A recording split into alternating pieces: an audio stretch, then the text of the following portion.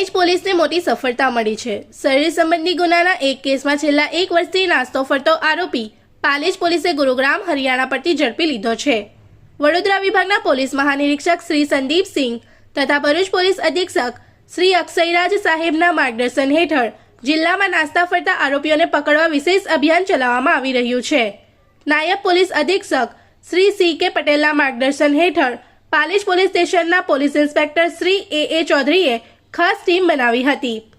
ભારતીય ન્યાય સંહિતા 2023ની કલમ 115(2), 118(2), 351(2) તથા જીપી એક્ટ કલમ 135 મુજબનો ગુનો નોંધાયો હતો। આ ગુનાનો મુખ્ય આરોપી ઓમકાર સુરેશ યાદવ, રહેવાસી ઉરથાન ગામ, મૈનપુરી, ઉત્તર પ્રદેશ, છેલ્લા 1 વર્ષથી નાસ્તો ફરતો હતો। ટેકનિકલ એનાલિસિસ અને હ્યુમન ઇન્ટેલિજન્સના આધારે તારીખ 28 જાન્યુઆરી 2026ના રોજ ગુરુગ્રામથી આરોપીની ધરપકડ કરવામાં આવી છે।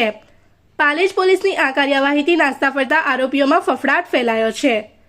इस वीडियो को लाइक करें, हमारे चैनल को सब्सक्राइब कर बेल आइकन जरूर प्रेस करें हमारी न्यू वीडियो सबसे पहले देखने के लिए।